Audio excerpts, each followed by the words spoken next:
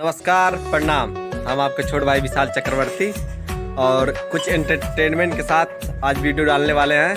कृपया लास्ट तक हमारी वीडियो पर बने रहें। देखा भैया, भौजी ने ट्रैक्टर के ड्राइवर हम उनके सैया, तब देखा कैसे कूद कूद नाचा ताड़ी एकदम। देखा भैया, हम तो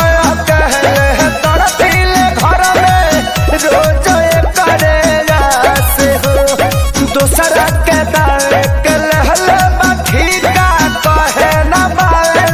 देखिए देखिए खेसारी लाल को मोहब्बत हुई तो खूब घुमा रहे हैं, पेप्सी पिला रहे हैं और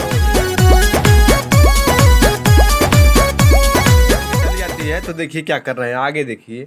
जहर भी खैनी असर नहीं कैलस, मर चाहे मर ना पाई जिए देवे। ये भैया खेसारी लाल सिगरेट छोड़ दिए हैं लड़की के लिए। लड़की कह रही है सिगरेट छोड़ दो तब मैं तुमको चुम्मा दूंगी।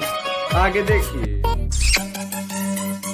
मुझे चाहिए चुम्मा करके तो खोल के